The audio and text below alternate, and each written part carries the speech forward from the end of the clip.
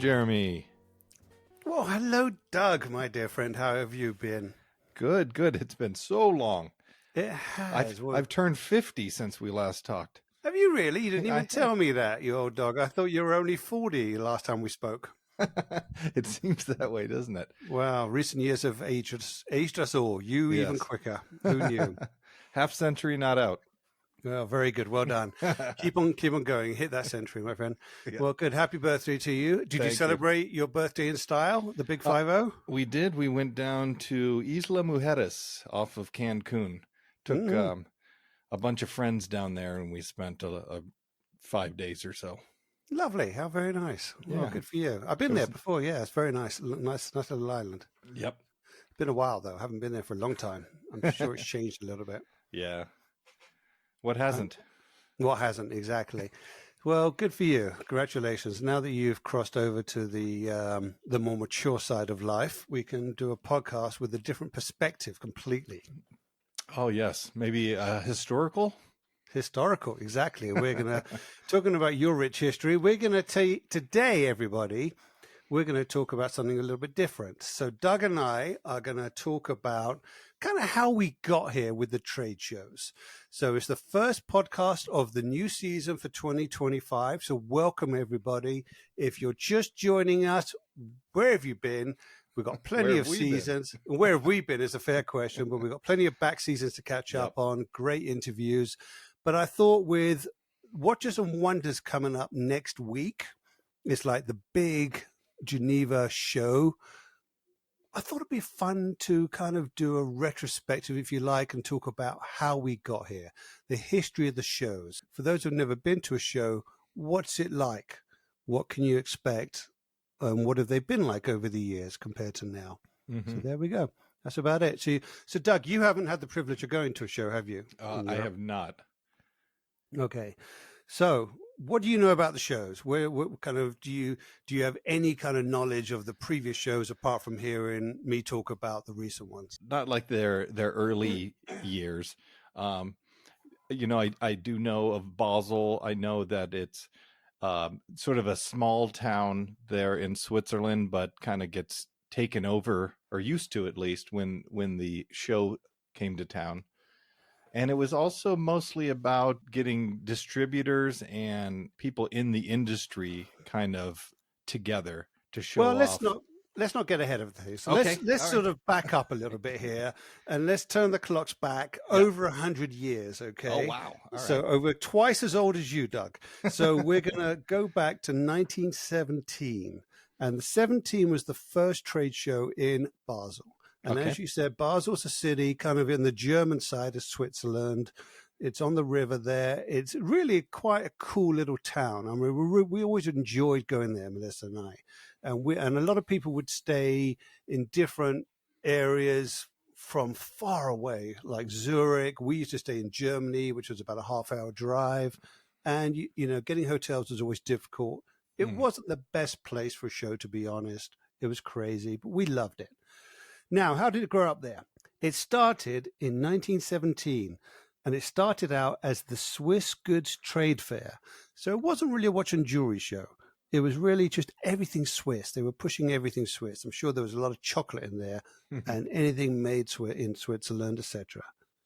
So there was a section just for watches and jewelry, and some of the brands who were there initially included Tissot, Longines, Ulysse Nardin, but not too many others that people know. Rolex and Omega weren't there yet. I mean, there was very little there. And then it kind of grew a little bit from there each year, as you would expect a show to do. But it really wasn't until about 1925 that you started to see a lot more watches. Some notable occasions were 1924, when Harwood came out with the automatic watch that really shocked the watch world at that time. So that was pretty big. They ended up selling the movement to Fortis, who then had it produced by Shield. So this is going back to what was going on then. And then 1925, you definitely saw a lot more watches. It was starting to happen. And then 1931, as a part of this trade fair, they had the Swiss Watch Fair, a dedicated pavilion just to watches. And that's really the beginning as we know it. And for any historians out there, I'm curious about this. I don't know, but 1931 to me seems like an odd time because if I remember my history, it was either 1930 or 1931, right after the big crash of 29. Audemars Piguet only made, I think, 2 watches that year. So it was really very, very low demand. There was a bit of a depression going, a big depression going on. Yeah. It wasn't great, but it seemed like the Swiss kept at it, which is where you've got to love the attitude. It's like, well, we keep pushing forward, and that's the way it should be. Mm-hmm. So anyways, that's how we kind of know it. And then, of course, Rolex, one of the most famous brands, of course, everyone knows. They came out with the Oyster watch in 1925, their Perpetual movement in 1931. And all those were unknown to most of the world because they were really primarily, even though they were kind of Swiss, to my knowledge, they were more marketed in England.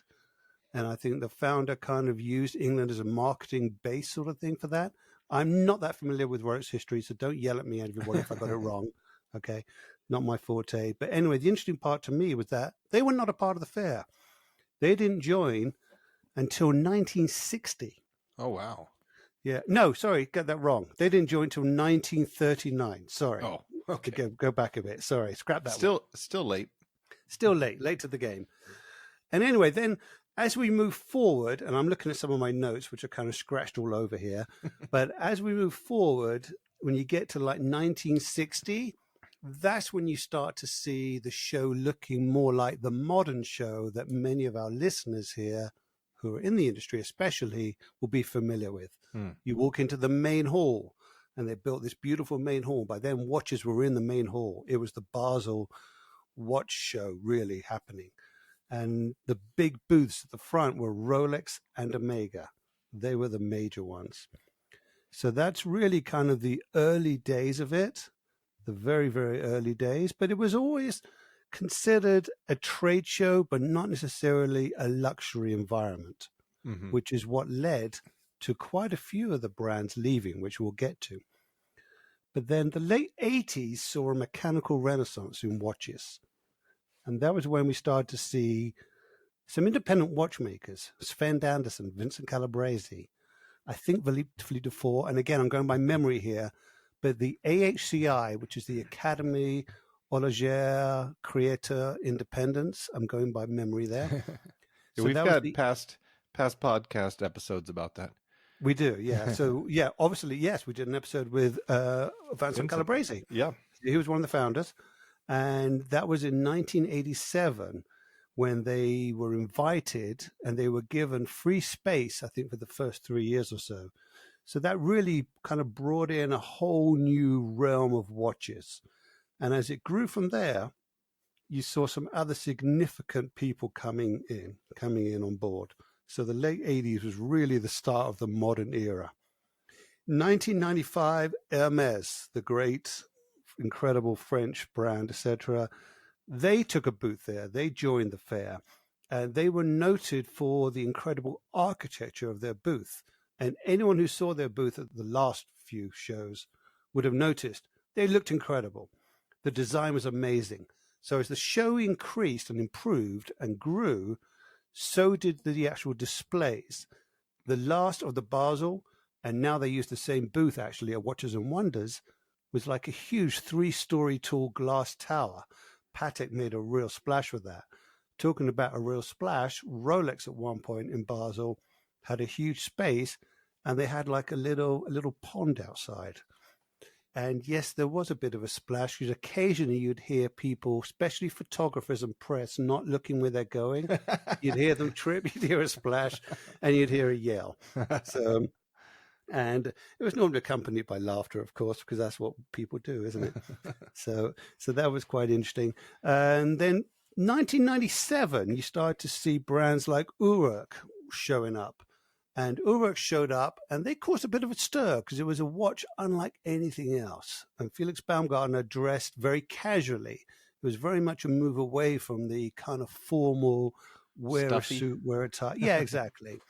And you had brands like Langenson, IWC, Glashütte Original. And I'm not going to get into too much of the history there, but obviously the Berlin Wall came down, and that enabled some of the German watches to kind of find their feet again. Mm-hmm. And then obviously they got acquired, which we can talk about in a moment.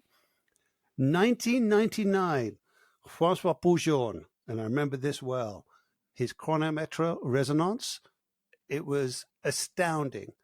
Not everybody got to see it. It was kind of tucked away. He definitely had a booth. It was visible. But I remember looking at the resonance with the 2 second hands running a sync. And if I was anywhere near the booth, I would run all the way over to it just to check if the seconds were still running in sync. I couldn't believe what he was doing. It was fantastic. We had people like F.B. Jean there, Philippe Dufour with his Grand Petit Sonore. So this was really like the golden age of the Renaissance, if you like, of fine watchmaking as we know it today. And then let's go through some other notes here. What else can I tell you that's of major importance? So at this time, Basel was still, was it the only show or the only show in town, so to speak? It was the big show. So by this point in the 90s, it had been rebranded as the Basel World. 1995, they called it Basel 95, and it was then the World Watch, Clock, and Jewelry Show. And then in 2003, and I'm pretty sure it's 2003, because I remember because we opened our store in 2002, it was then big rebranding, Basel World. So one word, Basel World. And then I'm trying to remember when they built the brand new building there. It took them a couple of years to do it, but it was around about, I think, 2005 or 2008, something like that. And it was extraordinary. The design was incredible. Absolutely incredible. It's kind of like a spaceship over your head. It was really pretty wild. And they increased the space dramatically. But you asked, was it the only show in town? Not really. Not really. Okay. It was until it wasn't. And it wasn't in 1999. All right. So 1999. We're close. Yeah, we're close. What happened is there was a new show that turned up in Geneva, which was the SIHH, Salon International de la Haute Horlogerie. And that's the best French accent you're going to get out of me, people, so just deal with it. And there were 5 exhibitors only. Oh, really? So a little small, but this one was in Geneva, right? In Geneva. In the heart. In the Geneva. Well, it's out of the airport, which is where it is now. There's a big exhibition center there. I just mean compared to where Basel was. Well, Basel, this show is actually right in the middle of town. You're right in the middle of town. You can walk to a lot of restaurants and everything else. Geneva, you're pretty stranded. But you've got to take transportation to get to the show, but there's plenty of transportation available. So 1999, SIHH broke off, and there were 5 exhibitors only, the original, which were Cartier. And Cartier is worth mentioning because they were the big reason. So Cartier, and I'm probably going to make a real mess of this, and someone's going to be yelling at me because that's the way it works. But let me think a second, get this straight in my head here. They were owned originally by Richemont, which we know as the big group, but Cartier was actually part of the Vendôme group. And Vendôme group was kind of like a watchmaking division. But I think in the early 90s, the Vendôme group separated from Richemont. And they were the big watch, kind of the watch group. And I don't know if you've ever heard, well, like a lot of Panerai collectors, they will say they have a pre-Vendôme piece. That means before, previous to actually being purchased by the Vendôme group. And I think Vendôme purchased them in 97. Vacheron, I think, was 96. So it was all going around in the 90s. And then I think the late 90s, I'm not sure if it was 98 or 99, somewhere around there. But Richemont then actually bought out the Vendôme's minority shareholders. So I don't know the full logistics, but it was kind of Richemont, then it was Vendôme, then it was Vendôme were part of Richemont, but then not really, but then completely fully. And now it's just known as Richemont Group. Basically, that's what that happened. So anyway, so the Vendôme Group at the time, controlling Cartier, they wanted what they felt would be a more appropriate show forum for their star brand, which was Cartier. And they wanted their clients to come and see Cartier in a unique forum. And I'm trying to remember back, I don't even remember Cartier being in the Basel Fair. But obviously, I'm thinking now, 93, this would have been around the first times I was going. So I probably wouldn't have seen it because 93 was very, very early then. So I probably went to Basel for the first time around 93, 94. Mm-hmm. So that's me. So anyway, the first 5 brands, Cartier, Baume & Mercier, Piaget. And I believe all those 3 at the time were part of the Vendôme group. And then added to that, there were 2 independent watchmakers at that time. Gerald Genta, and it's lovely to see, obviously, Gerald Charles making such a strong force this year, and they're celebrating a huge anniversary, a 25th anniversary of the founding of that brand. And just a quick side note on that, to explain, so it doesn't sound confusing, because we're now talking Gerald Genta. Gerald Genta made incredible grand complication pieces, or rather grand sonore pieces, I remember. And he was famous for his Mickey Mouse retrograde watches and all different crazy things. And anyway, he sold his brand, I believe it was in 2000. We had a podcast recently with Federico Ziviani. And we talked about, and he's obviously the CEO of Gerald Charles. And lovely, lovely guy, and he's really run with the company. But when Mr. Genta sold his company, which I think was around 2000, he then formed another brand with his first and middle name, Gerald Charles. Mm-hmm. Go back and listen to the recent podcast, I urge you. Anyway, so they were important enough back then as a brand, especially in Europe, more than America, although they definitely had followers in America. But Genta was invited, and so was Daniel Roth. Daniel Roth was a master, phenomenal watchmaker, beautiful watches, and most famously, he kind of recreated the modern day Breguet. And then he was really probably the first great independent watchmaker that caught my eye. I fell in love with them when I saw them. I still love his early watches. Would still love to own one day. So anyway, that was SIHH. So Basel World was existing. SIHH was existing. What happened then was the SIHH show grew as the Richemont brand grew, or group rather grew. So Richemont acquired like Van Cleef and Arpels. They a small percentage at first, and they acquired Van Cleef. In 2000, they acquired A. Lange & Son, IWC, and Jaeger-LeCoultre. And then in 2005, the show really took on a different level when you saw all the Richemont brands together, plus Audemars Piguet, plus Girard-Perregaux joining there. And then they kept on acquiring brands, which then became a part of the show as well and a part of their watchmaking. So I've jumped around a little bit, but what I'm going to the point of is early on, there were 2 shows, and we had to go to both. And they would do the dates so that they overlapped. So we would have to go typically to Geneva first, and then go up to Basel, which is about a 3 or 4 hour train ride. So it's a little ways away. Mm. And so, but the brands wouldn't be at both shows typically.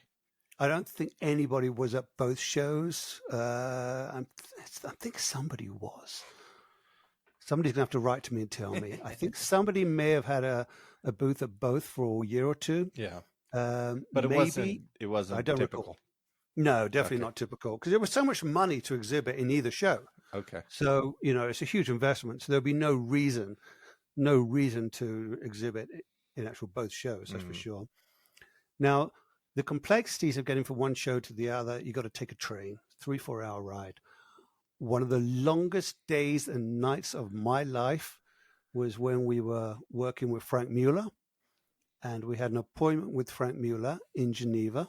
And Geneva at that time, you had the show as it was then, the SIHH, and Frank Mueller, who I think exhibited at SIHH, I think 1 year only, then set up their own show in Geneva. Oh. So we had to do a full day's work at the SIHH, all the appointments and everything else. And then at the end of the day, hustle over to Frank Mueller's Watchland, where it was crazy busy, and we were doing amazing business at the time with them. And we had our appointment. And then after the appointment, we were invited to a dinner with Frank Mueller. When I say invited, we weren't really given the option of yes or no. It was we were going for dinner. Yes. Okay, so we went. The dinner didn't start because they had all these appointments after the show. The dinner, Doug, did not start till like 11 o'clock. We were down in the basement room. This is when I was working for the store in Aspen, and Ron, my wonderful boss at that time, we obviously got along very well. He and I were down in this room, and it was filled with people smoking cigars. There was no ventilation.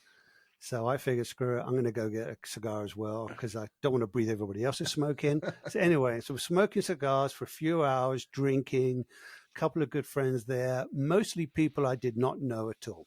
I'm not going to go into too much detail of the story. That's a private one, but hence to say it went on a long time. The dinner went on with a lot of booze, a lot of smoking, cigars and stuff, and we didn't get done till about 2 or 3 in the morning. And then the distributor, who was a real character, he insisted we go for another drink in his hotel room. So it's like, okay, this is really not going well. And then here's the real kicker. I had an appointment in Basel at 9:30 in the morning. 3:30 in the morning, I'm still in the hotel in Geneva. I had to no time at all to shower, do anything. I had to put my suit, which now smelled of cigar smoke. It was horrible. I felt horrible. Had consumed a large amount of wine, and I had to get on a train to get to Basel to try and get there on time. My boss, Ron, he said, no way, he's not going. So he stayed and slept. But I'm like, I'm not going to stand up an appointment. Now, in those days, we didn't have cell phones. So it's not like I could just text and say, hey, mate, I'm sorry. I'll catch up with you later. We didn't have that option. And my professionalism was such that I was not going to let my appointment down. So I got on the train. Nobody wanted to sit anywhere near me. It was awful. I got to the show. I've just felt the worst I've ever felt in my life. But I made it to the appointment on time. Mark, you know that. He's now the CEO of Blancpain. I guess he's the CEO still, but a dear friend. But he should remember that I made that effort to get there on time. So anyway, that was the problem of the two shows. You had to go between the two, and it was really a bit of a challenge for that. But what happened really, Doug, is that SIHH took on this mantle of luxury. It was a much more luxurious show. They would pay for the retailers to go. Okay, so we were invited. You were invited. It wasn't open to the public. It was invited. If you were an important retailer, you were invited. It was a privilege. And when you get in there, they're happy. There's food provided for you. There's wine, champagne, whatever you want. And it's a beautiful environment. It was very nice. I preferred the Basel fair because it was a little more gritty. It was a little more real. You get a sausage with French fries, and it's like there's a beer. It just felt more real. I enjoyed it, and my wife also enjoyed Basel as well. We met a lot of friends up there. We knew a lot of people, so it was really cool. But what happened with Basel is the owners of the fair, the people who ran it, they got greedy basically, and they literally ticked off just about every vendor and every person. It was at the point where, as I've told you, I was invited to Geneva. They took care of everything. Basel, you pay for everything. As a retailer, I'm going to the show at great expense to Europe, etc. I had to pay for a ticket to get into the show, to buy. It was open to the public. They charged everybody. And I would have to pay the same as the person in the public who's going to look at all the windows, and I'm going to spend money. And that was wrong. They charge you for everything. Later on, the Wi-Fi was terrible. They charge you for it. They would charge you everything. There was nothing given away for free. And they charged so much to the vendors that the vendors got ticked off. And anybody who could left and went to the other show. And gradually, you start to see this happen. But Rolex and Patek stayed, and as long as you had those anchors there, retailers would still go. But then when they left and went to Geneva, that was it. That was absolutely the end of it. So the last Basel World was in 2019. That was the last Basel World. And then obviously 2020, they were planning to host a show, but COVID took over. There was nothing there. And then really Watches and Wonders then evolved in 2022. And Patek and Rolex were invited. It became a much, much larger show. So the last few years, ever since I don't know, the last 5 to 10 years, you've really had great brands there. You had obviously Parmigiani were there, and you had a lot of independents as well. And they started to create space for the independent watchmakers, people like Gronfeld, Kari Voutilainen, Ferdinand Berthoud, etc. They were all there. Well, no, you just mentioned Watches and Wonders and may have missed a step there. What did SIHH become Watches and Wonders? Is that what happened? Yeah, exactly. So SIHH, they rebranded. Yeah, so they rebranded Gotcha. completely after COVID, basically, and it became Watches and Wonders.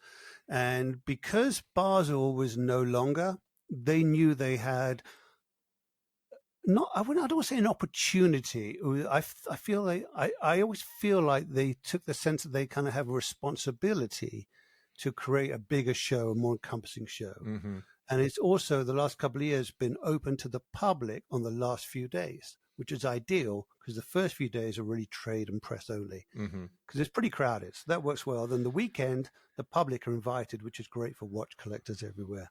So it's fantastic. So yes, it became rebranded at that time. So that's how we know it now as Watches and Wonders.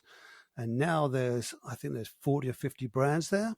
And because that's the epicenter, what always happens is you have other shows that grow up around it. So I've got appointments in the show for a couple of days. And then I've got appointments at the Beau Rivage Hotel, which is on the lake there, beautiful old hotel. And the last few years, what they've been doing is taking every floor, like floors like 2 through 5 or 6, whatever.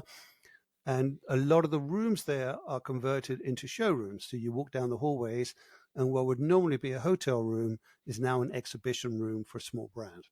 So it's a great forum. It's a great place for independence. There's another show as well, which I think is called Time to Watches, which this year I believe is next door to the show. So it'll be a new format. I haven't seen it yet.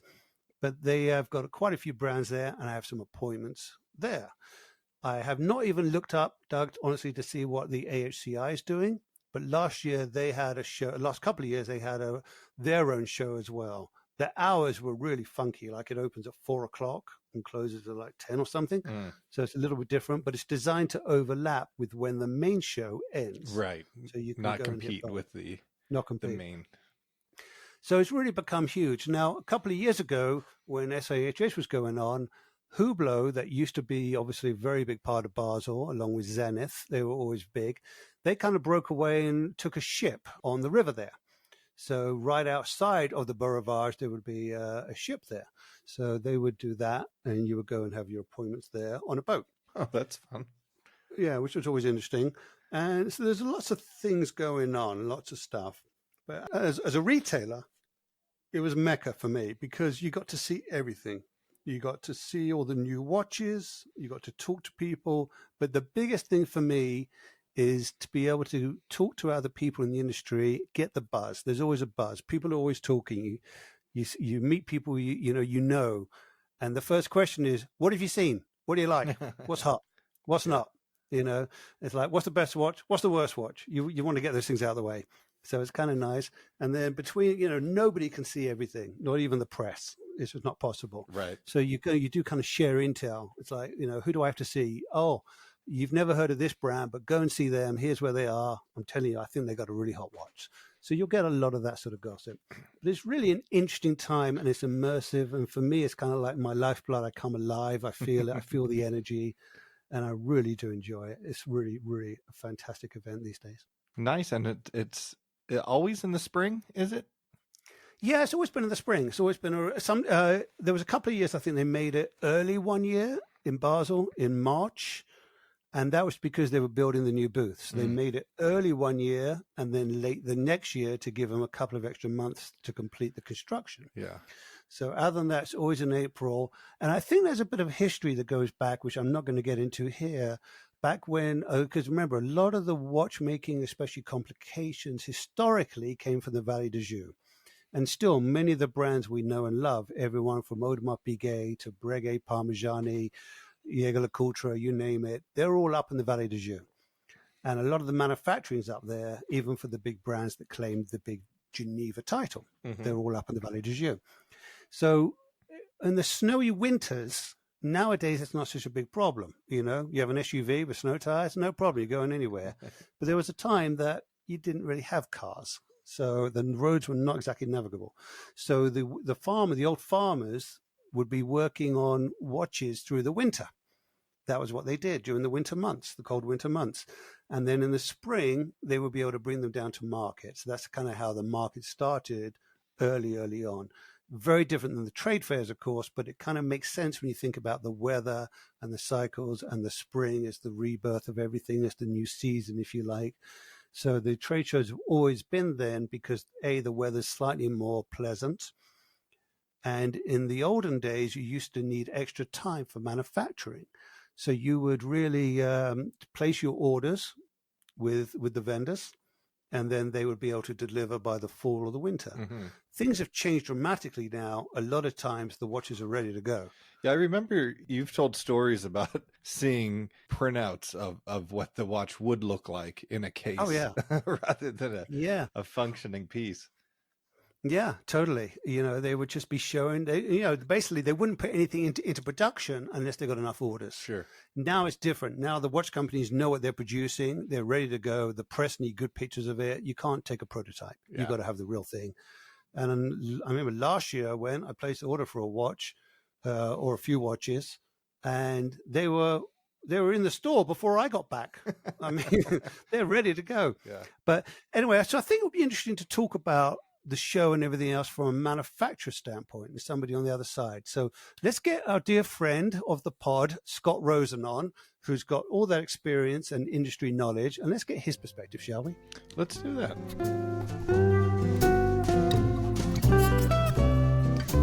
Okay, so Scott, happy to bring you in here. Thanks for jumping on with us. Jeremy, it's been a while. How are you? It has been a while. Very good indeed. So we've been talking, Doug and I, about kind of the history. I've kind of jumped around as I do, but talked about the early days of Basel, going back from 1917 all the way up to the start of SIHH, etc., and kind of how that grew and has now evolved into Watches and Wonders. And we just talked about some of the other shows around it. And we're trying to talk about from my perspective as a retailer, but I want to bring you in. And let's just quickly go over some of your history. Let's start with just the kind of the major brands when you were really, okay, let me back up. I know, Scott, I know you for almost 28 years easily. Yes, I would say so. 30 years. Yeah, so 30 years. So that was the days when you were the rep. Yeah, actually longer than that. But I really know you from Hochfield and Aspen as Audemars Piguet and Blancpain, where you were the rep. And then from there, you kind of left, and basically, let's talk about which years did you do Hublot, which years did you do Vacheron? Oh my gosh. So I used to work for Marcus Margulies type products, which was Audemars Piguet, Blancpain, and then left to go to Vacheron 1998, I think. I'm pretty sure 1998. And I was there until 2005, then went off to Hublot for about 3 years. Right. So, okay. Sounds about right. Okay. So what we want to get is your perspective. So let's talk about Vacheron. So Vacheron in those days, you were showing at SIHH, of course, right? Yeah, we were part of the Richemont group. Correct. Yeah, part of the Richemont. So let's go back a little bit before then, if you don't mind. When you were a rep, and Audemars Piguet used to have a massive booth in Basel, and it was our favorite booth to go to. I remember, like, my dear friend Armand Durakian in Michigan, he and I would always meet up at the end of the day and have a drink at the bar at Audemars Piguet. And anyone who's anyone, that's where you'd meet, at the bar, at AP, figure out where you're going for dinner that night, and everything happened there. So from your perspective, give us an idea back then in Basel, what it was like for you as an experience. Well, it was my first time really to go to Basel. It was prior to that, just so you know, I was with Ebel, and I remember we would be called in, this is back in 1990, 89, 90, 91, we would be called into New York for our sales meeting in July, and they had already, this is all pre-internet, of course, so they had already been to Basel in the spring, and they would finally show us the the prototypes in the conference room at the Ebel headquarters in Manhattan. And then we would sort of allocate who do you think you could sell this to, and then it was so the communication was so delayed. I'm talking months, and then when I moved to Audemars Piguet and Blancpain, and we started going to the Basel Fair, which really was my first time. It was about 1993 or so. One of the most interesting things was you would arrive the day before. You had to be there a day or two before, and you would have just take Audemars Piguet. You'd meet in a hotel ballroom, and they would show you what they're introducing at the fair that next day. So you had to sort of say, "Oh, this is a great watch," or "Oh, this is the new dial for that watch." You knew nothing until you got there, and then you had to sort of put together, what are you going to sell to people overnight, and then the next day, and sort of practice on the first couple of customers. It was quite different than today. So you didn't really have a prepared marketing team giving you all the bullets. You didn't have handouts. It was just, here's the watches, figure it out. Was that how it was? Zero. There was no information prior to getting there. Wow. Sort of rumors, but that was about it. So let me backtrack a little bit here as well, because in those days we think of Audemars Piguet in the terms of the way we think of them now. But in those days, Audemars Piguet was very much a very famous European brand. But in America, it was not strong at all. It was hardly known. It was much, much smaller of a brand. It was definitely kind of I wouldn't say struggling, but it had a sort of unique appeal to it, but it definitely wasn't the global brand it is now. So how much of a challenge was it for you to bring on retailers, to get retailers excited? Was it your job to open up new retailers at the show, or what were your instructions? If you could get the appointments, of course, you would try to open them. It was mostly to sell, see what sold. Jeweler would normally bring his inventory list and let you know what he sold, and look at the new things and buy what's new, and maybe reorder what he sold already. Sometimes he might see a product that was passing by on a tray that was only made for another market, and you'd have to sort of negotiate a piece or two from another market to get it into the US. And as you said, Audemars Piguet was not well known. You had most people you would present to end customers at a Christmas show or at a retailer. In conversation, they would just keep saying Piaget.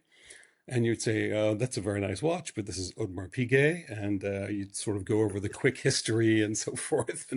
And the Royal Oak was known, but not well known. And it was definitely, you had to sell every watch. And I don't know if you remember in those days when you were at Hochfield, if you had, let's say, 10 pieces in stock, you might send 5 back and buy 10 more. So, you'd constantly be exchanging, and this includes Royal Oaks and everything. And one big introduction I do remember was the offshore back then. And it was, again, prior to Basel. And they gave us a whole kind of sales pitch on Emmanuel Guet, who was the young designer then. He's in his 50s now. He was about 27, I think, back then. His father was a famous designer with Piaget. There's Piaget again. But Emmanuel was brought in. He designed the millenary, if I'm not mistaken, the sort of east-west oval, which was a difficult sale back then. I think even today. And he designed the offshore. And we all thought, there's no way we're going to sell any of these. It's too big. And it took a couple, 3 years, but it really did take off, as you see today. And it kind of became dominant in the 2000s. And then maybe in the 2010s, it kind of waned. And then the Royal Oak came back, the classic look came back a little bit, which is, I think, where it is today. Yeah, I remember when the offshore came out. I think that was 93, wasn't it, when it came 93 or 94. I think you're right. Yeah, and it was like a challenge to men. It really was. There were very few men capable of wearing that watch. It was pretty immense. It was a massive piece, and yeah, it was sort of in that category of, like, you had the Portugueser, a little too big, And then the Panerai kind of came out in what, 98 or so, 97, 98, and too big. And then the offshore fit in that family, but that all became the norm for what, 15 years, bigger watches. Yeah. Yeah, ridiculous watches, some awful design somewhere in there. We certainly were not going to mention the Zenith Defy Extreme because that would be rude to even mention it, wouldn't it? So definitely. I don't know what you're talking about. No, nobody does. So you would go to the show. Now, where would you stay at that point? Where would they put you up? Well, that's a great question because Basel. One of the reasons for the downfall of Basel in the most recent years, COVID was sort of the final nail in the coffin of Basel. But they would, if people don't know it, during the fair, those 8 days, hotel rates would triple. Restaurant menus were reprinted just for those 8 days, and prices would at least double because Swiss people would say, "Oh, I came here 3 months ago on a business trip, and that plate of pasta was 11 Swiss francs. Now it's 25." So it was quite common, and then you had 8-night minimums or 5-night minimums at the hotels, and so you really got gouged. It was just crazy, and everybody was just they say cows get fed, hogs get slaughtered. So but back then, since I worked for Time Products, which is an English-based company, they had other brands like Piaget and Franck Muller and so forth that they were distributing just in the UK. So sometimes they would give Larry Geisler, who I worked for, Marc Junot, who worked with me and myself. Maybe we had a couple of other people there from the US. Sometimes they would say, "Oh, well, we have a couple of rooms that Piaget gave us or Franck Muller gave us. So we're going to put you guys in those rooms." It was just random. You never knew if you were going to be in the town or you had to take a train for 1 hour every morning and every evening. You might be staying up in Germany or in some little village, Swiss village. The only thing that mattered back then was how close you are to the tram stop. That's the only thing that mattered, wasn't it? Right. Which tram line and how far do I have to walk to get on the tram? That's the only thing that mattered. And then everyone, I'm sure, including you, has a story of I had to leave the dinner at 10:30 to catch the last train to whatever village, and then you're in the dark and you go to the farmhouse to get into your bed, and then to do it all the next day.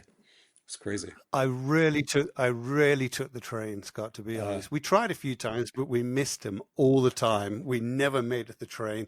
We finally gave up even trying because we'd always missed the train. We're not very One year we had a bunch of rooms in Dornach.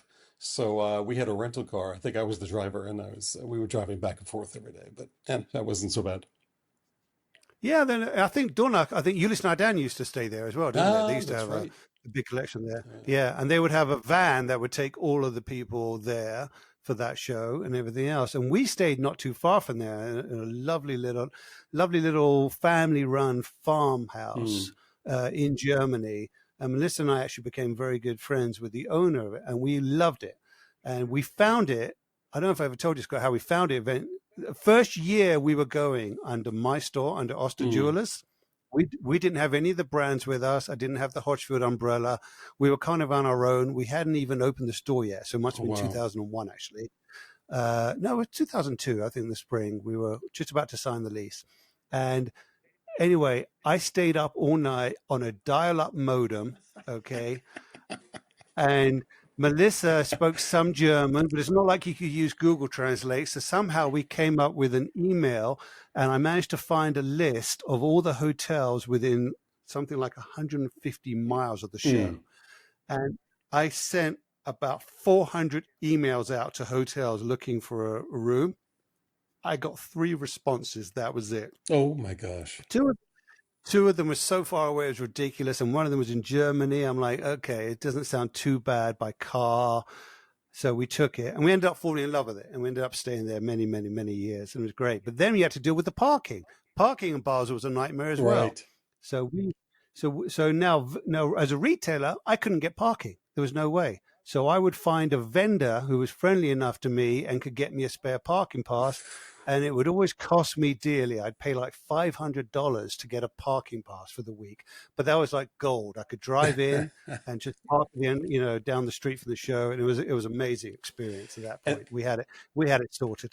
And let's not forget that they had what they called boatels or flotels. So they would take those river cruise boats and park them in front of the Three Kings, sometimes two or three, and then they would use those as hotels. And some vendors could not get into the fair, into one of the convention centers, because there were several. You had Hall 1, Hall 2, Hall 3, Hall 4.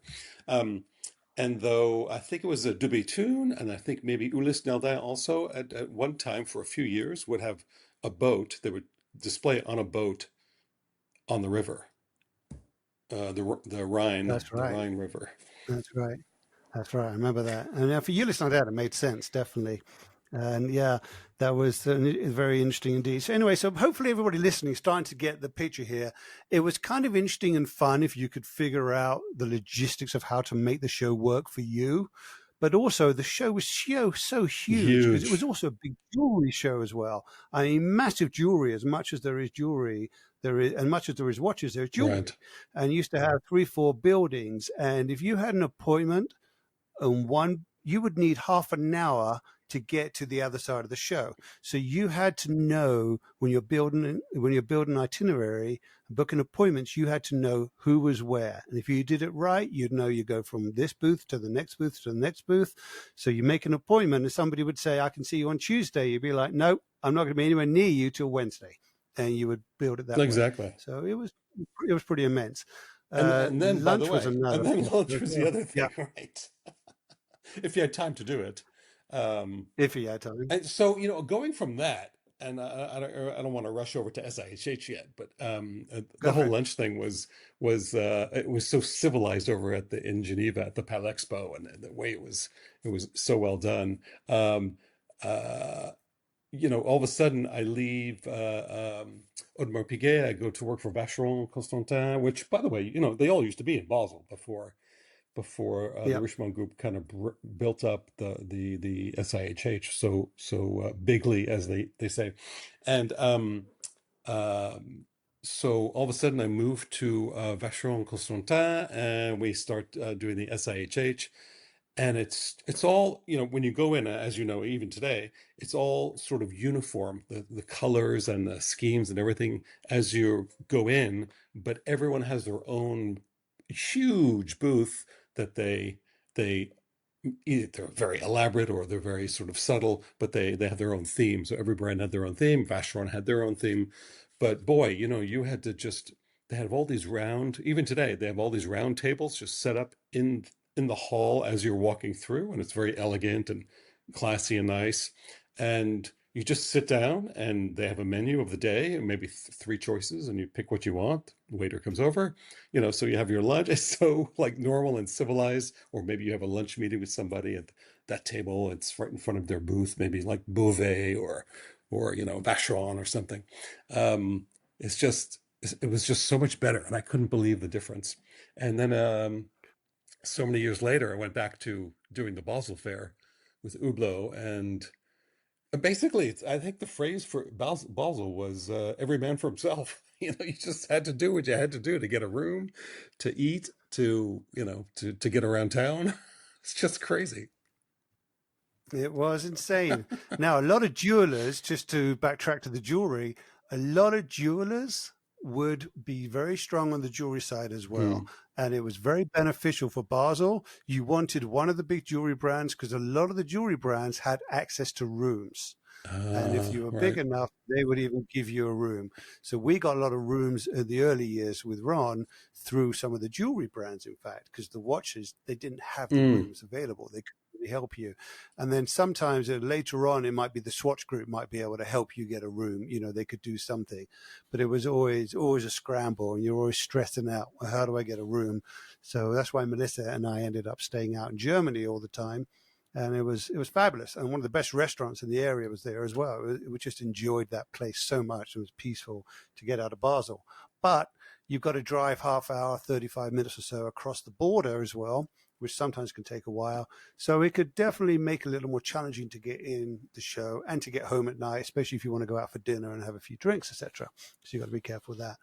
But then Vacheron, so obviously that was Richemont. So you kind of talked about what it was like with AP in those days under Marcus Margulies, and you mentioned something about, which is interesting, I think, for people, about the different markets. So the brands would often, especially then more than now, have different products for different markets. There'd be certain products that might be tailor-made for the Asian market. Correct. And the Middle Eastern market at that point was incredibly buoyant.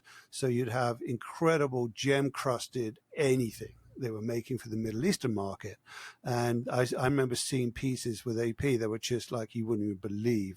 His and hers sets of Royal Oak Grand Complications with emeralds and diamonds and you name it. And as many as they could make, people would be buying them. It wasn't a problem. Correct.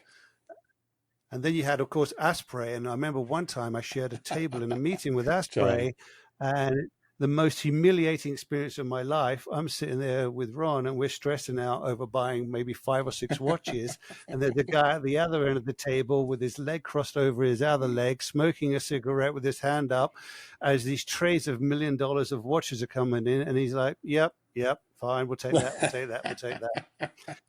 And we're like, I think we'll take the steel one, please. Yeah, we'll take that one. It was quite embarrassing. Well, so we didn't have that kind of business in the U.S., as you know, and not at all. Since we worked for Marcus, who was really a showman, I used to call him the Barnum and Bailey of the watch business.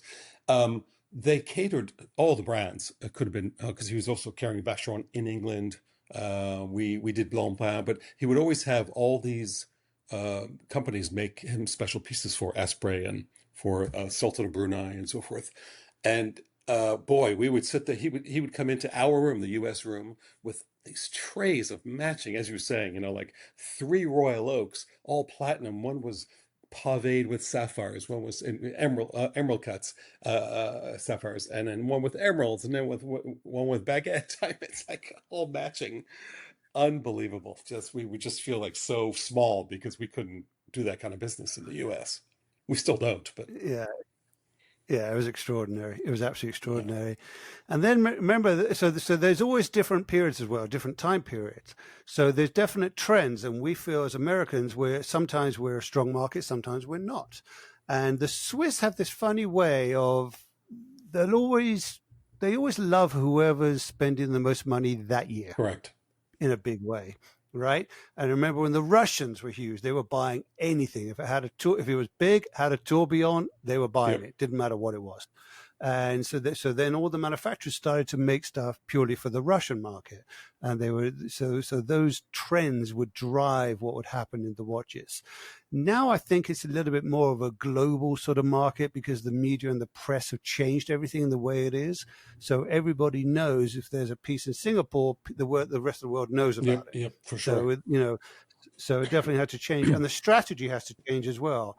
So it used to be. And I was telling Doug, and we were talking, laughing before, about how, he reminded me how I'd mentioned on a previous podcast, you would see watches with a picture of a movement in the back. Yes. And I remember that. And if enough people placed an order, they might think about putting a movement in it even. It was incredible. So that's how it was. So you'd place orders, and you'd find out if enough people place the orders to get the watch you liked. You may not even see it, even though you ordered it. It may not happen. There was that, and then there was also like day 3, some little watchmaker would drive his Skoda from the Valley de Joux to Basel with the one prototype that's finally ready to go, like the new chronograph with the whatever hand, and he would present it like he would just show up, he's sweating, he's driving his little car all the way to Basel, and he'd show up that morning, and but it wasn't even there for the opening day. Finally they got it out of the factory to show it. Just And you'd normally have to take it home that night to fix exactly because everybody's been it. playing with it and Guaranteed. it breaks so easily. Guaranteed to a break. Nobody asked, can I pull the crown out? They were to put, the stem came out completely. Exactly. Okay. Don't push anything. That's the rule there. I can proudly say I'm pretty sure I've never broken a watch in Basel. I'm pretty sure I haven't. Yeah, but I've always had the backup line. It's a prototype, So Yeah. That's always the thing. Whenever anything goes wrong, it's a prototype. It's fine. Don't worry. We expected that to break. Yeah. Okay. the one thing, by the way, for about sure. going to Vacheron in '98, I think it was, in '99, and to SIHH, that's when we started to go to global meetings. Like in September, we'd meet either in Geneva, when Claude Daniel Prolux was running Vacheron. First couple of years it was Geneva, and then the years after it would be like Dubrovnik, and then he wanted to do Dubai one year, and he was the higher ups at Richemont said no, and then so we did, I think, Lisbon. So we'd have these global meetings in September of the prior year before the SIHH, because remember the SIHH used to sort of piggyback with Basel either before or after, Right. and then it moved back in, I can't remember the year, to January, and everyone thought that was crazy. Yeah. And so I think it was around about 2003 or so, wasn't it, when Basel kind of redesigned what they were doing? Then I think everything changed completely. Because I remember maybe 2005 around then was when Geneva moved to January. Wasn't it because somebody screwed up and forgot to book it, the venue? I don't know. I think, you have to realize also back then, and again, to add another negative X mark to the Basel management, they don't forget the politics. So they were always unhappy with all the people coming into Basel and either coming from Geneva or going to Geneva. It depends. Again, sometimes SIHH was before Basel, sometimes it was after. And then they were always somebody, I think there was some politics involved where somebody knew somebody at the Pal Expo, so they kind of blocked out the dates. So SIHH had to figure out, what do we do now? So they moved it to January, which, as a matter of fact, it's not such a bad thing because it takes so long to make these watches. Once they're, approved and they make their sales and they kind of get an idea of what the production should be. It's better to know that by February than to know it by April, because all of a sudden you got to get the stuff out the door in September, and it's easier to do it, with the extra 2 months of warning.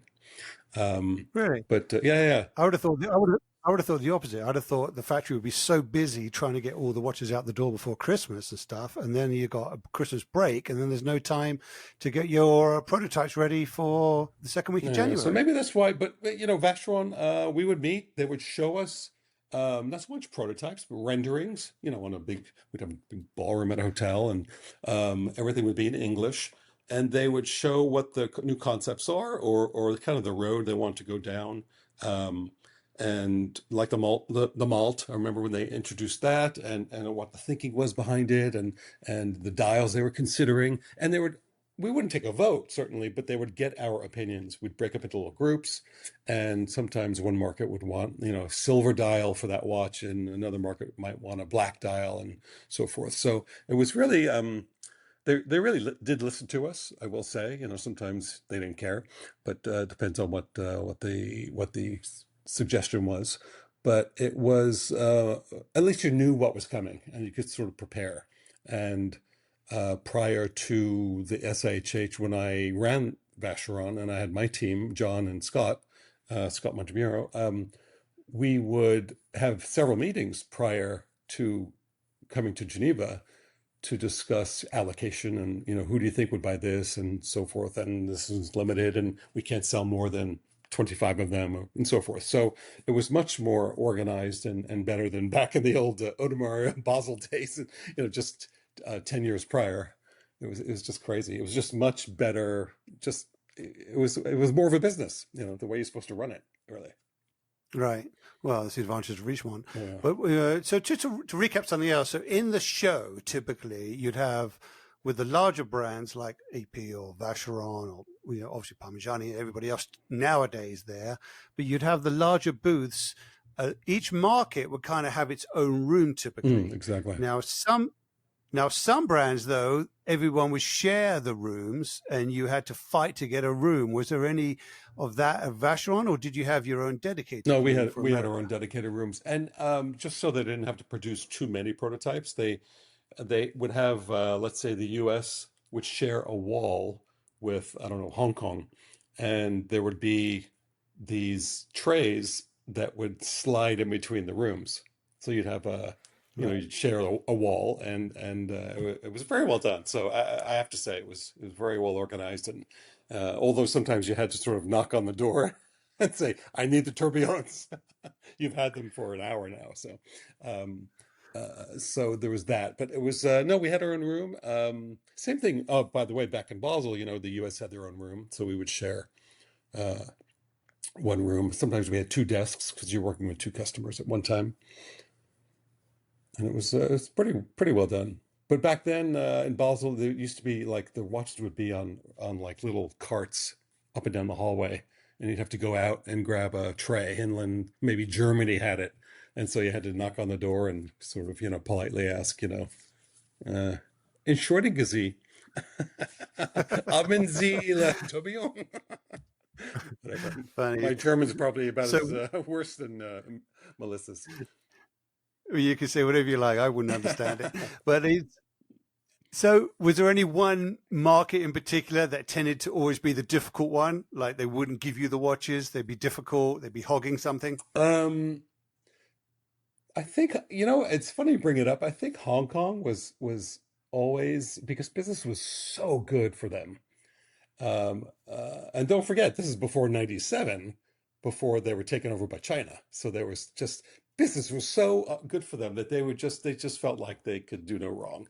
So they would just hold Right. on to things, or they were a little more arrogant, I guess you could say. But, um, nicest people are probably the Japanese.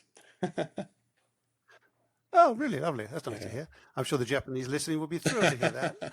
So tell us about the difference from your perspective working with Vacheron as opposed to Hublot. So let's talk about it from a Hublot perspective, because when you went to Hublot, I think they just launched the Big Bang. It was just happening then. So what was that It like? was And how different was it working for Hublot rather than Vacheron? very, very different. So, as you know, because we did Audemars Piguet and Blancpain back in the 90s, I knew Jean-Claude be very, very well. And he asked me to take over the US back in, I think, 2005. And um, the old Hublot was, I had to kind of clean up that whole business because, every mom and pop had three or four pieces and owed money, and they didn't understand the Big Bang concept.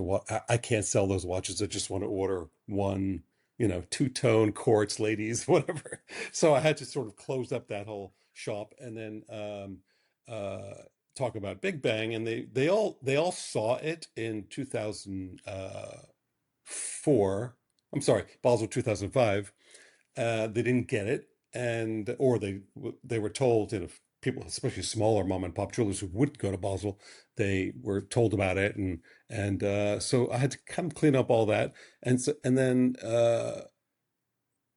try to get Big Bangs, which was difficult then because Jean-Claude launched it with only suppliers. So he was going to XYZ case manufacturer and, ABC movement company, and just to get the movements, 7750 movements was not so easy. Because, we know Jean-Claude, but he's trying to make this a go. And, we really owe whatever 1,000 calibers to some other company. Why would we send him 200? So it was quite political and so forth. So Basel in 2006 was really my first with Hublot, and back in Basel where I hadn't been for quite some time. And if you remember, a time zone was kind of a big deal back then. Not kind of, it was a big deal back then. And you had these sort of internet watch nerds, to use the phrase properly, showing up all the time. And you're with like Tourneau, and you're trying to sort of clean up their inventory of the old Hublot, and allocate Big Bangs and so forth. And you'd have these kind of nerdy guys showing up, just to talk about whatever, some is that part made of beryllium? Just it was just kind of crazy. And then the next year, Jean-Claude, he's brilliant. He was very friendly with Mark Margolis. Mike Margolis, sorry, I'm thinking Marcus Margolis and Mike Yeah. Margolis. And Mike was in charge of the Hublot. What did they call them back then? Sort of the Hublot page for Time Zone. So he was brought in just to meet with all the internet guys, which Right. really helped because it was kind of beginning of all that of before social media took off and so forth. So it was really the beginning of all that, and that really, really helped. It took the pressure off of us, and so we could, just do our business. And it was only, I think, with Hublot, I think I left after the third Basel with Hublot, and then I was doing some TW Steel, which was a whole nother story. But very different, very different. Because Vacheron, again, it's owned by a big group. There's processes, and everything has to be, you have to have all your ducks in a row, and everything has to be in the computer, but at the end of the day, and so forth. Yeah, it's a very different feel, very different experience. Now, remind me of something, because I said something before, and I'm now trying to question my own memory. I I always remember Hublot having a big booth in Basel. But for some reason, I'm thinking Hublot at one point were on a ship in Geneva, or was that just Zenith? Or where am I going wrong in my memory? What I remember, Zenith was, if you remember back in the 2000s, the SIHH, um, when it was in the spring, they used to have a boat, like a kind of like a riverboat, parked in front of the Beau Rivage Hotel, and Zenith, I think, was sponsoring it. Could I? Could that be correct? Or Oh, hang on a second. This may be answering one of Doug's earlier questions. Didn't no, I think Hublot and oh Zenith had the yes, boat. yes. And it was in January, because I remember it was always freezing ass cold to get on the boat. So, Doug, yes, Zenith and Hublot showed on a boat in Geneva at the same time as Right, because SIHH, this which was the now people now at when SIHH were not happy right, because with. LVMH bought Hublot, and then they also own Zenith, of course, they still do, and they took that boat. That's right, because they would show up in Geneva, and then they would have the bigger booths dedicated in Basel two Yeah, months later. now we got That's it. right. There you go, Doug. There's your answer to your earlier Yeah, question, Doug. We figured it out. Yeah, we got nice. it all. So they were the ones who were definitely double dipping. Let's just say. Well, so a lot of brands would do that. So just take Dubétune. We would do January. We would be at the De Berg Hotel or the Beau Rivage, and in January during the SIHH, which is now Watches and Wonders, and then we would do the Basel Fair, and we would be in the tent. We might want to discuss Oh, that's the right. tent. Yes, exactly. The palace. Yes, now you mention it. You're right. So a lot of actually Grenfell, Curry Yeah. Voutilainen, a lot of the small independents, they needed the exposure. So they were given a very small space in Geneva, either in the SIHH some years or outside in the show, whatever it may be. But then in Basel, they would show there as well. So, Scott, so you just mentioned the tent that was called the Palace, wasn't it? Correct. The formal name And was the Palace, but everyone called so it the tent. this is classic Basel. Okay, they create this new area called the Palace. Oh, I can't wait to go see the Palace. This is going to be amazing. It's a freaking tent in the middle of a park. Okay, they put up and they call it a palace. I think the Palace was 2010. I'm I thinking think you're right. is when it started, When it first opened. around And it was 2010, across from and then Hall around 2, Hall 3, Hall 2. yep. And it was quite well done. But, you have to realize it's always, so Basel was always right before or right after Easter. And also the that whole week, the weather changed. You could show up and it's 45 degrees and raining. And by the end of the 8 days, it's 75 and sunny and beautiful. And so that tent, just to keep the climate inside the tent, it was either too hot or too cold always. Always, I remember. Yeah, you'd be freezing cold walking, and then you go into Basel, and you'd be roasting. Then you go back outside, freezing. Then you go inside, and you didn't know what to do. You didn't know what to wear. But I will say, because I remember you were doing De Bethune at that time. I would see you there at De Yes. Bethune, and I couldn't even dream of buying De Bethune for the store at that point.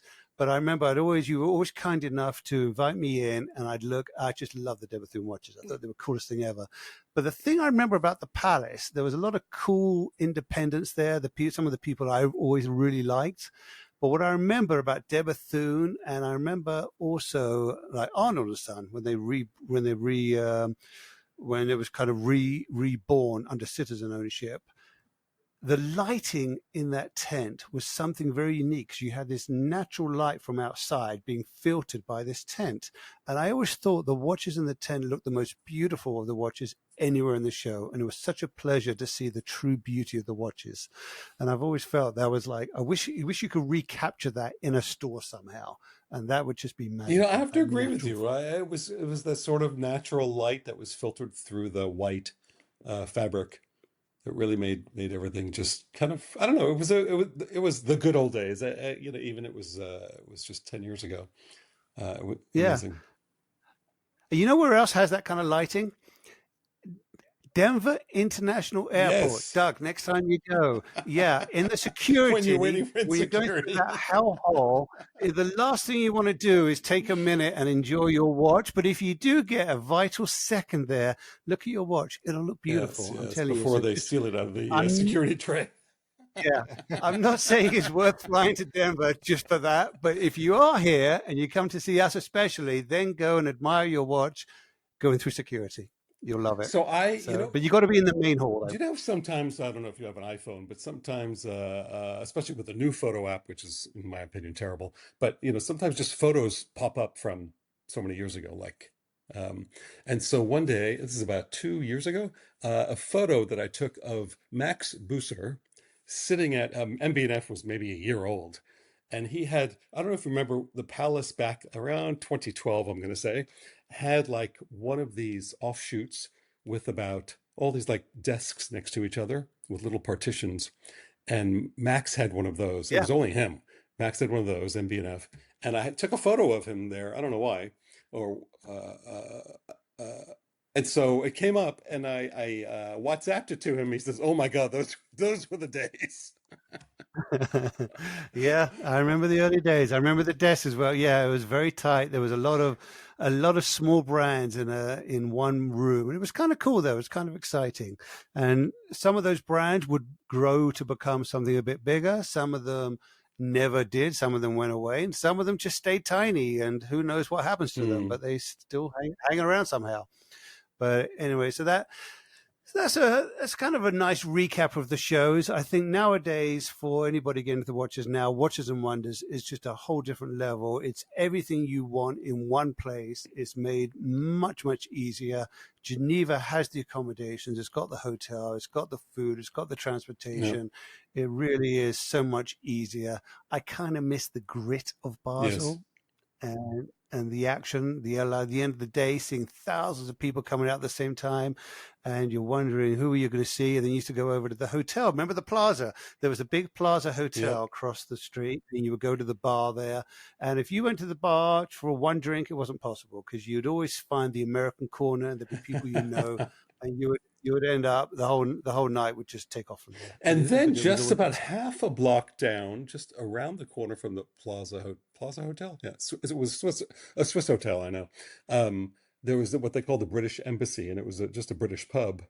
And all the Brits would hang out there. And even my friend Dave Room from London, he would say, "Oh, Scott, we'll see you later I'll be at the embassy later." Yep. Yeah, I remember that place well. I remember it play well. So, anyways, there was Basel. It was great, but I cannot stress enough, and Scott can absolutely validate this. They killed the show through greed, stupidity, short-sightedness. It should be the number one show in the world, but they absolutely killed it, and they deserve everything that came. Exactly. They treated everybody with disdain and disgust. Exactly. And it was awful. People complained about the last 5 years prior to the end.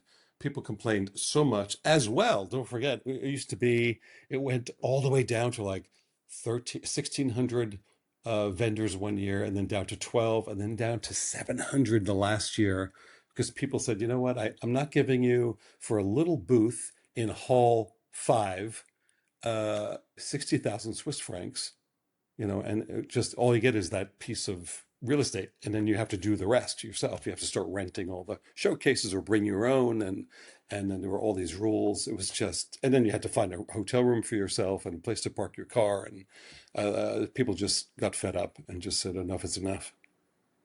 Yeah, it was just too much. It wasn't worth it.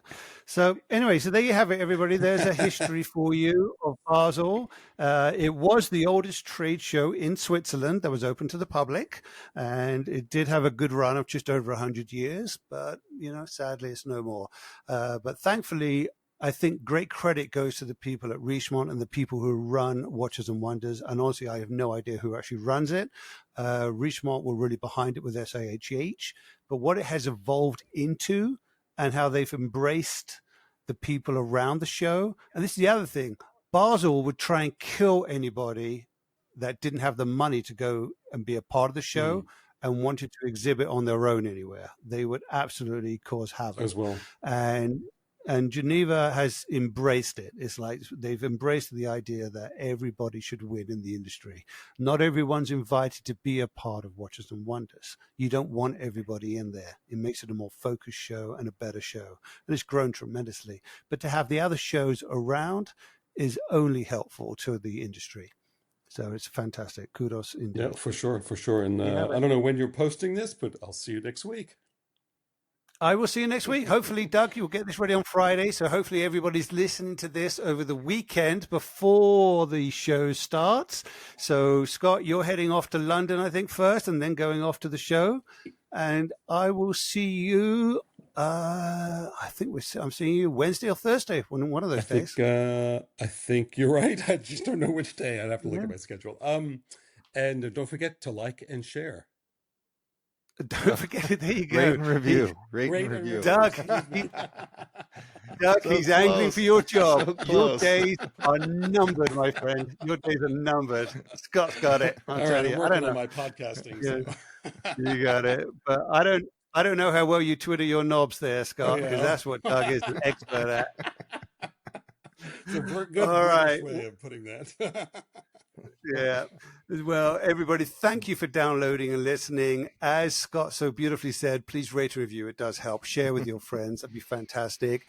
My story is Oster Jewelers, which you can find on our website, osterjewelers.com. On Instagram, we are at Oster Watches and at Oster Jewelers, because we do have amazing jewelry as well. And remember, the more jewelry you buy, the more watches you can buy for yourself as well, for those who are married. And Facebook, we're on Facebook, and anybody's got a suggestion for future guests, please email me directly. Or if you've got questions about watches or anything we're doing, please email me directly, Jeremy, Jeremy, at Osterjewelers.com. And I'll be off to Geneva for the show, and we will be back afterwards with a review of what we've seen. We'll get some great interviews lined up for the upcoming season. Looking forward to it. And Scott, thank you very much indeed. Doug, thank you very much indeed. Thank you both again. Yes, my pleasure. And I think we should say goodbye in a different language, everybody, because this is the international podcast. We're heading off to Switzerland. Au revoir. Ciao. There you go. I'm just going to say bye. Okay, see you next week.